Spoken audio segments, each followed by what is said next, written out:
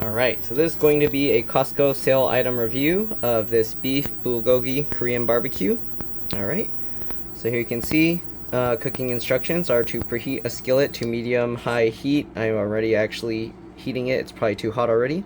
Then you just add the bulgogi and cook until the strips are well browned. They're blade tenderized and I don't know why they put that in this. For your safety, they tell you to cook it to 160 degrees. Here you can see the ingredients: sliced beef, chuck roll, Korean barbecue sauce, soy sauce, water, wheat, soybeans, salt, sugar, high fructose corn syrup, pears, onion, kiwi juice, apples, water, garlic, yeast extract, modified cornstarch, natural flavor, xanthan gum, citric acid, black and white pepper, caramel color, and ascorbic acid, and onions. Alright, so it contains wheat, soy. It was previously frozen, the beef. So yeah, technically you can just throw this whole thing in the freezer if you don't mind the onions not being crispy and you're just going to cook them up all the way anyways.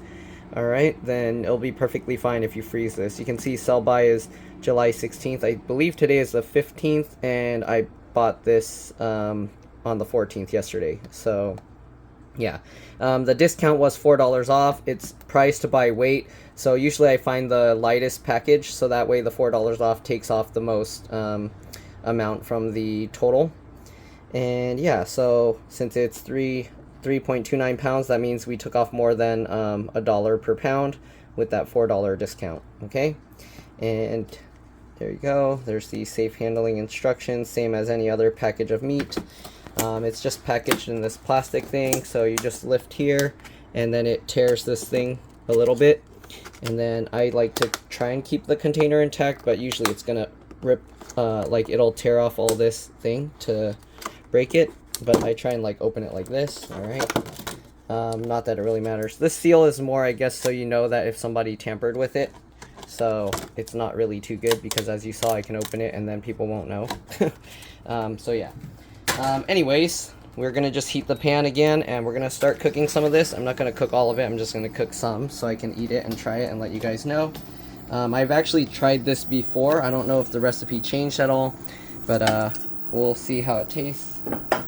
And yeah, not much else to it. Let's go ahead and get a fork.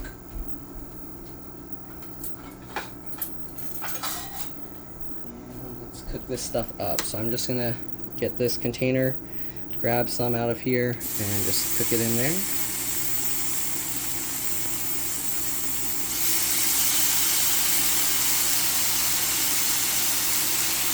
smells good. Okay. We'll cook this up. Probably cook more.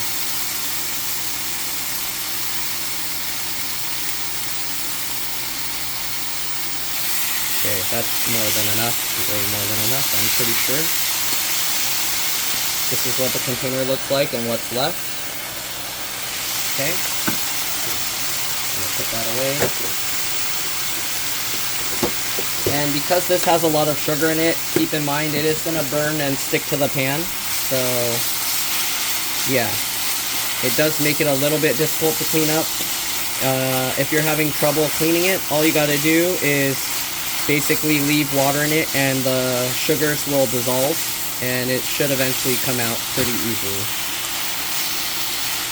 I'll lower it a bit because I think the temperature is a little too high. Okay, so I'm going to let this cook. I'm going to put the other ones in the freezer. I'll be back.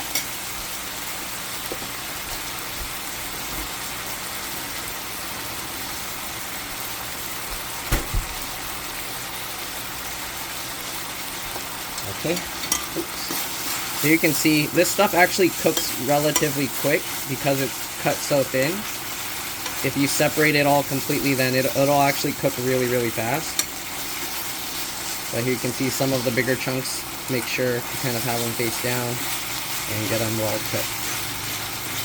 Again, the sugar in here is going to burn off, and then it's going to like stick to the pan eventually. If you keep moving it, it'll kind of stick more to the meat if you have a good non-stick pan, but it will, yeah, burn onto the pan, some of it. So, there's that. Maybe I should just let it simmer in its juices to cook better. Alright.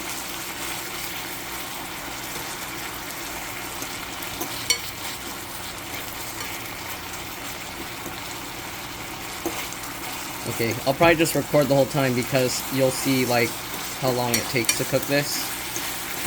It really varies depending on your pan and your stove. If you have a bigger pan to separate things, I guess you can probably cook it faster. Okay, here you can see we're separating it. Maybe I should use 2 forks so I can actually separate the layers easier. Okay, so if you use 2 forks, you can actually separate it. You can see how thin they cut it, okay? And they pack it like pretty tight in there.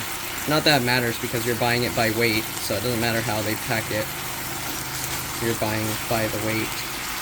And then a lot of times there ends up being like big chunks here that weren't really cut because that's like the end of the piece that they were cutting.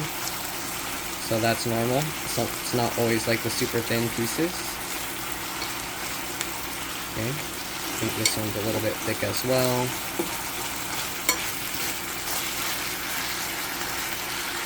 Okay, you can see it separates. Okay.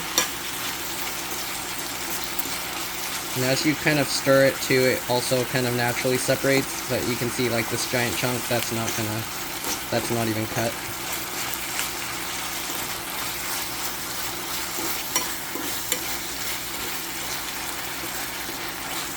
So as you can see, even with including reading the packaging, it's gonna take like less than 8 minutes to cook this. I think it's already just about done. At least the thinner pieces. The really thick ones might need a bit longer, but the thin ones should be done. This thick piece is probably not gonna cook too well. If you can, it's better to take the thinner ones out and then cook this one longer by itself. But I think it's good enough that we can already try it, and I'll just eat the giant piece later. I'll cook it a bit more because the outside everything is already cooked. So turn that off and let it sit in the pan.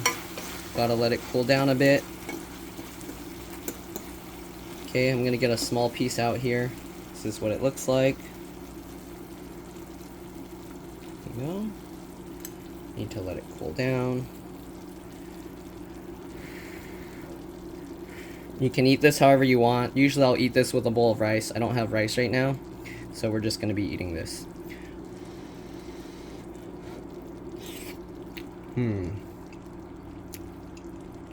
Good stuff. The flavor, of course, is a little bit strong if you just eat it plain like this, because there's a lot of sauce. And then it has a nice sweetness, nice savoriness. It's really good. If you see these at your Costco, I highly recommend giving them a taste. Give them a try. I usually don't see these on sale, so I was surprised when they had this on sale. Anyways, that's pretty much it. Hopefully you enjoyed this video.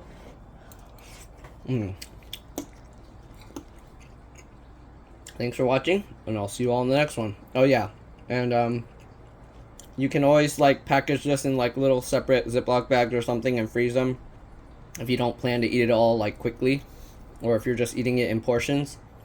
So keep that in mind.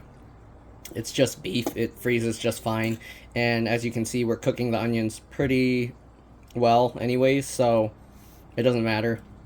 Or some people don't even like onions, so they pick them out anyways. But yeah, this freezes really well. You can cook it again later.